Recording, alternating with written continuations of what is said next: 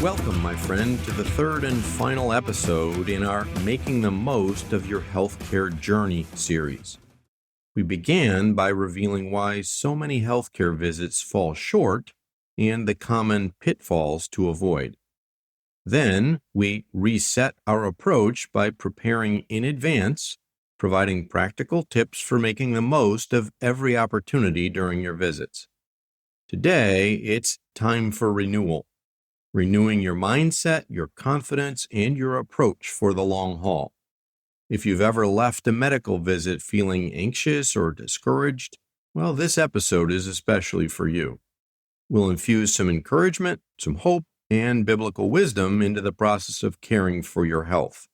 After all, making the most of your health care isn't just about checklists, it's also about attitude, faith, perseverance, stewardship, purpose, and renewal. So let's renew our approach together. Are you with me? Welcome to the Aslan Health Podcast, where science meets soul. Your host for this program is Dr. Mike Hauman, an experienced physician, a certified functional medicine provider, a certified insight coach practitioner, and a devoted follower of Jesus Christ. If you're tired of feeling stressed out, exhausted, overwhelmed, or stuck in survival mode, you're in the right place. So take a deep breath. Let's be transformed by the renewing of our minds. Here's Dr. Mike. Let me begin today with a story. I once treated a 20-year-old man who injured his foot. He broke his great toe and he had a significant open wound there as well. I thoroughly evaluated his condition and provided excellent care. I debrided and dressed the wound, fabricated a customized immobilization device, provided samples of an appropriate antibiotic, created a comprehensive and customized treatment plan with specific wound instructions, including all the necessary products and the dressings required to be successful. I discussed his x-rays, provided a wound culture, answered his questions, and explained my concerns and the nature of his condition. We reviewed what was wrong, provided a diagnosis, we discussed what he was to do at home, provided instructions, scheduled a post-operative visit for 1 week later to follow up. And all of this, he nodded, he smiled, he thanked me, and he left with a big smile on his face. He was equipped with all that he needed for a successful outcome. Then, nothing. A week later, when he missed his appointment, we phoned, got no response, left messages, nothing. And then, a month later, he appeared. He came back to the office, no shoe, no protection, no dressing. He did not treat the wound site, which was open. He didn't protect his injury. And in conversation, he didn't take the antibiotics that were provided or use the dressing supplies. I asked, "What happened? Why?" He paused and then said, "Well, I meant to. I just forgot, and I didn't do anything." And there it was. An initial visit equipped with wisdom, direction, good counsel, unfortunately, wasted. The plan was made, the means provided, the door opened, but he never chose to step through it. Unfortunately, he lost both his opportunity and his toe. Friend, what happens after your visit is just as important as what happens before and during it. In fact, that's when the real healing begins, by turning your knowledge into action, bridging the gap between good intentions and health-filled transformation requires diligent execution. So today, I'll outline the vital steps that you can take to maximize the benefits of your healthcare appointments after your visit. Step 1. Review your instructions the same day. As soon as you get home, while it's still fresh, review what was covered. If you have an after-visit summary from the provider or notes that you took, go over them. In particular, look to identify the following items. What is the diagnosis and the plan? What are my specific instructions, prescriptions, precautions, or treatments? What next steps are recommended? What referrals, labs, tests, or follow-ups have been ordered. And finally, look up any terms or any words that you don't understand on that information. Too many people get home, they toss the paper in the drawer or try to remember everything later, and it's just not helpful. So seek to understand the visit details while they're fresh.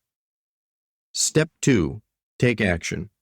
Book a follow-up visit or referral if needed, schedule any labs, diagnostic tests, procedures, or treatments that were ordered, pick up any prescription or any advised products, begin the lifestyle recommendations or habits that they were advising you to begin. There's a principle called the 48-hour rule of action.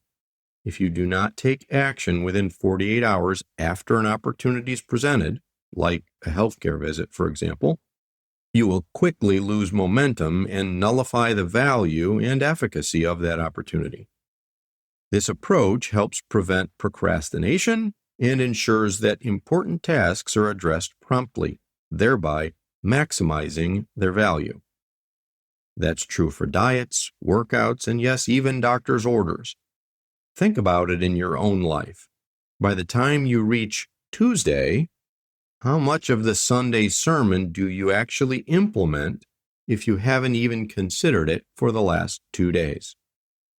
James 1:22 says, "Be doers of the word and not hearers only, so deceiving yourselves." That same principle applies to your health, both spiritual and physical. Don't just hear what your pastor or your provider said, do it. Follow through. And if you're confused about any part of the plan, ask for help. Call the office. Don't let confusion stop your progress. Which takes us to step 3, track your progress. Healing takes time, especially for chronic or long-standing conditions. Don't just wait until your next visit. Document the change. Track it. Use your health journal that we've discussed previously. Keep notes or use an app on your phone. There are plenty of them.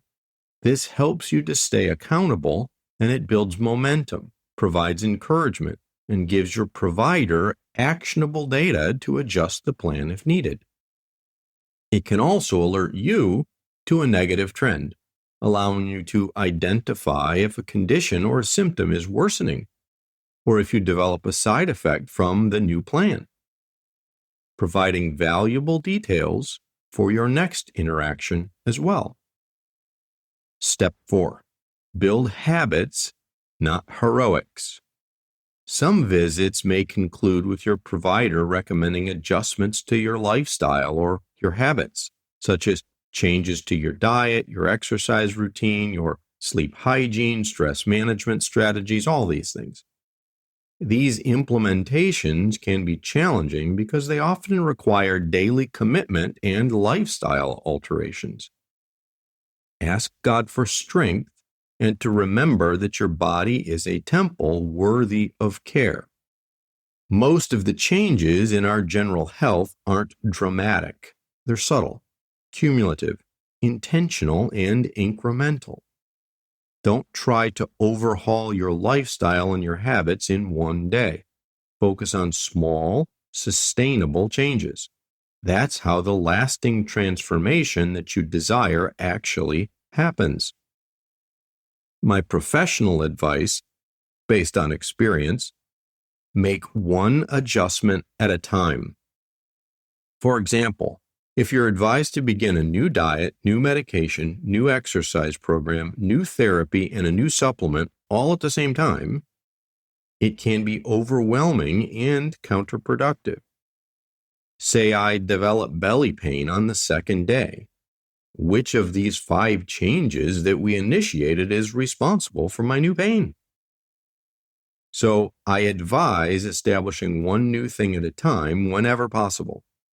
That way, you can more easily identify the culprit causing a new issue or a side effect, such as a rash or an allergy or pain, any new symptom, because you've only changed one thing. It reminds me of what Paul said to the Galatians in Galatians 6:9. Let us not grow weary of doing good, for in due season we will reap if we do not give up. Perseverance. That includes doing good to your body, your temple. By God's grace, for most of us, life is a marathon. Intentional consistency beats occasional intensity. Step 5. Invite God into the process. Now, I understand not every appointment will go perfectly, even with great preparation. Sometimes you may arrive with questions and leave with uncertainty, despite your best intentions. This is where a renewed biblical perspective helps us not to give up. If an appointment did not meet your expectations, view it as a practice for the next time. You may need to communicate your needs more clearly, or ask for more help, or even consider seeking a second opinion from a provider who better aligns with your communication style. It's okay. Remember, Proverbs 15:22 says, "Plans fail for lack of counsel, but with many advisors they succeed." If one advisor, in this case your doctor, isn't working out after you've tried your best, it may be wise to add another counselor to your team by consulting someone else. Keep advocating for yourself. Perseverance is key in both your spiritual life and your personal health. Don't be discouraged if you haven't found answers yet. Keep asking, seeking, and knocking. Friend, your health journey is not just about procedures, pills, pain relief, prescriptions, and protocols. It's about the transformation of your body, mind, and spirit. Your healing journey is a faith journey. God is not indifferent to your pain. He sees, He knows, and He walks with you. So after your visit, follow the doctor's plan and consult the great physician as well. Pray through the plan. Ask God to guide your choices, energize your efforts, and deepen your faith. Psalm 103:2-3 says, "Bless the Lord, O my soul, and forget not all of His benefits, who forgives all your iniquity, who heals all your diseases." He is the ultimate source of healing, both in this world and the next. Friend, when you think through the after-visit process, consider this analogy. Let's imagine that you decide that you want to grow your own produce, but you don't know how and you've never done it before. Then, on a friend's recommendation, you visit a professional grower in your community, a respected, experienced gardener. And they provide you with detailed explanations and written instructions of just what to do. They even give you starter seed packets, which are full of potential. You then thank the gardener, you go home, and you leave the instructions and the seeds on the kitchen table, and you do nothing. Weeks go by, nothing's planted, nothing grows, not because the seeds weren't good, not because the instruction wasn't there, but because the soil never received them. Your healthcare visit is the seed, and your actions afterward, well, that's the soil. No matter how good the advice may be, just like a seed, if it isn't planted and cared for, if there is no activity on your part, then there's no fruit.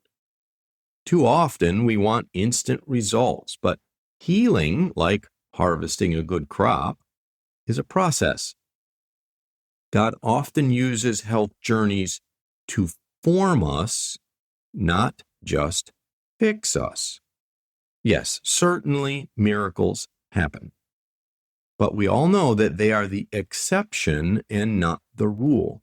In most areas of life, the experience of the journey is necessary to conform us to His image, to teach us dependence, to refine and define our character, to grow our understanding, to show us His strength in our weakness, to develop our dependence on His divinity.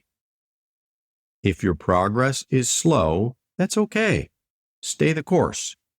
As Paul reminds us in Philippians 1:6, I'm sure of this, that he who began a good work in you will bring it to completion at the day of Jesus Christ.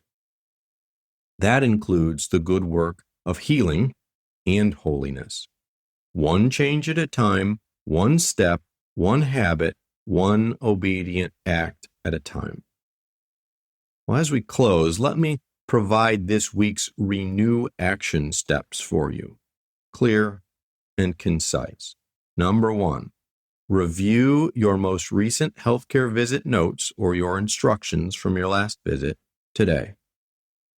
2, take action within 48 hours on what you were instructed to do. 3, track your symptoms, your body's responses, and the progress that you make with each new health intervention going forward. 4, invite God into the process through prayer and petition. 5, choose one healthy habit to focus on this week and act on it, put it into practice. My prayer is that you now feel empowered, equipped, and encouraged, not just to navigate your healthcare journey moving forward, but to partner with God in stewarding your health over the remainder of your lifetime. A wonderful promise to hold on to is Jeremiah 29:11, where God reminds us and says, "For I know the plans I have for you, plans to prosper you and not to harm you, plans to give you hope and a future." My friend, as you invest effort into your health, do so with the hope and assurance that God desires your well-being. Your health journey can even draw you closer to Him as you learn to depend on God for strength and to make changes or to endure the challenges of life. Your health is a gift, and taking care of it is a form of gratitude to the giver of life. By making the most of each medical visit, you're saying, "Thank you for that gift," and you're doing your part to steward it wisely. And as you do, you'll experience better health outcomes, stronger partnerships with your providers, and a deeper sense of God's care in every facet of your life. Well, thank you for joining me in this Aslan Health podcast series. I pray that it equips you to approach your next healthcare visit, and every one thereafter, with wisdom, courage, and hope. As you go, remember the words of Jesus in John 10:10. I have come that they may have life and have it to the full. Fullness of life includes your physical well-being, so go and make the most of those appointments and live life to the full. Until next time, I'm Dr. Mike Hauman, and this is the Aslan Health Podcast, wishing you the very best of good health. Walk wisely, with active intention, and remember, you are fearfully and wonderfully made.